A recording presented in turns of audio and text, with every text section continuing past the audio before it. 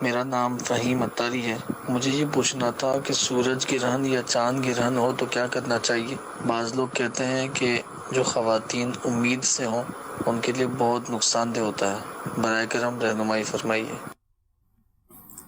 سورج گرہن ہو یا چاند گرہن ہو،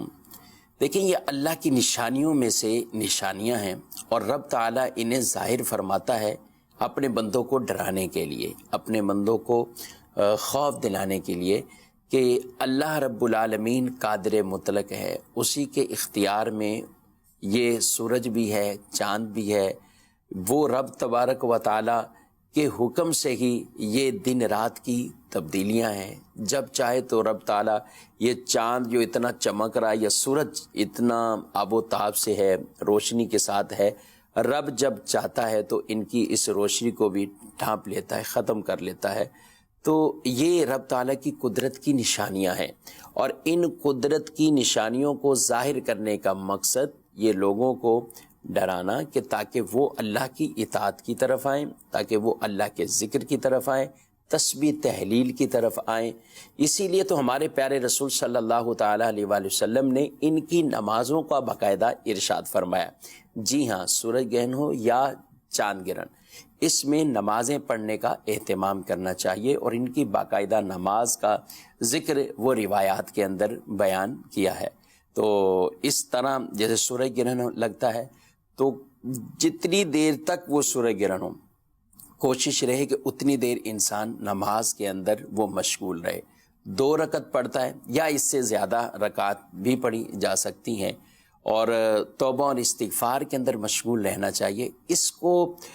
سورج گرہن کو یا چاند گرہن کو یہ بنا لینا کہ یہ صرف اور صرف گھر میں جو امید سے خواتین ہوں ان کے لیے کہہ دینا کہ یہ ان کے لیے بس نکلا ہے اور ان کے لیے خطرہ ہے، لا حول ولا قوت الا باللہ العلی العظیم، یہ ہمارے بس معاشرے کی ایک کم علمی کہیں یا جہالت اسے کہہ لیں کہ سارا کچھ وہ ان خواتین کے اوپر ڈال دیا جاتا ہے، اور بس اوقات چاند گرہن ہوتا ہے تو پوری رات ان عورتوں کو جگا کے رکھا جاتا ہے، گھر کے اندر ٹہلتی رہیں، گھر کے اندر وہ چلتی پھرتی رہیں، سونا نہیں ہے ان کو،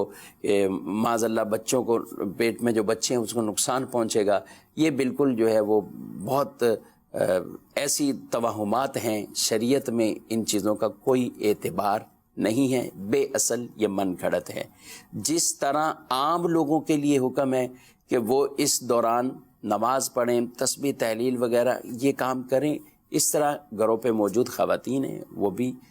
ساتھ ساتھ جو کہ اللہ سے توبہ کریں، نماز پڑھیں، ذکر و اذکار کریں، اللہ کی راہ میں کوئی صدقہ دیں، یہ نیکی والے کام یہ سب کو کرنے چاہیے۔ اس کو سارا کا سارا عورتوں پر یہ سلسلہ ڈال دینا یہ قطعاً درست نہیں ہے۔ رسول اللہ صلی اللہ علیہ وآلہ وسلم کے زمانے میں ایک مرتبہ سورج گرہن لگا، تو انہی دنوں میں اتفاق سے آپ کے بیٹے حضرت ابراہیم رضی اللہ تعالیٰ عنہ ان کا انتقال بھی ہوا۔ تو کچھ لوگوں نے ایسا کہا کہ یہ اس وجہ سے ہوا ہے، تو آپ صلی اللہ علیہ وآلہ وسلم نے پھر اس کی جو ہے وہ ممانعت فرمائی اور اس کا رد فرمایا کہ یہ کسی کی موت یا کسی کی زندگی وہ اس سے بتانا مقصود نہیں ہوتا، اور آپ نے اس کی نماز کی تعلیم فرمائی کہ جب دیکھو تو تم اس کے جو ہے نماز پڑھو۔ تو لہذا ہمیں بھی یہی چاہیے کہ اس طرح کا معاملہ اگر ہمیں نظر آئے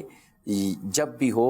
تو نماز کی طرف آنا چاہیے، نماز پڑھیں، 5 وقت کی نماز، فرائض نماز وہ بھی اپنی پابندی کے ساتھ پڑھتے رہیں، اور جب اس طرح کا معاملہ ہو تو پھر سورج گرہن اور چاند گرہن کی بھی نماز کو ادا کیا جائے۔ اللہ ہمیں نیکی کی توفیق عطا فرمائے۔